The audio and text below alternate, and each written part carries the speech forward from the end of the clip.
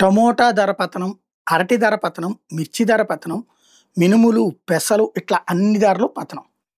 దీనికి కారణం ఏంటి? పంటెక్కువొచ్చి కొనేవాళ్ళు లేకపోయారా? లేదు. పంట సక్రమంగానే వచ్చింది.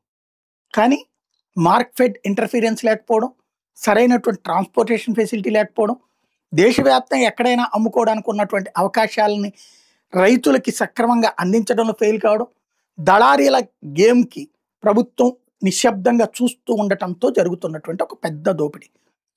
1,00,000 మంది రైతులు సంపాదించుకోవాల్సినటువంటి సొమ్ముని దళారీ సంపాదించుకుంటున్నాడు. 1,00,000 మంది రైతులు నష్టపోతున్నారు. ఇది ప్రస్తుతం జరుగుతున్న తరుణం. కానీ ఆ నియంత్రణ, ఆ వ్యవస్థీకృతమైనటువంటి ప్లానింగ్‌లో ఫెయిల్ అయినటువంటి అచ్చెన్నాయుడు గారి స్టేట్మెంట్ ఏంటంటే, ఈ ధరలన్నిటికీ కారణం జగనేనట. జగన్ స్టేట్మెంట్ ఇస్తుండటంతో కొనడం కరువయిందట. ఇది తాజాగా ఆయన మాట. మరి ప్రజలేమనుకుంటారో చూడాలి.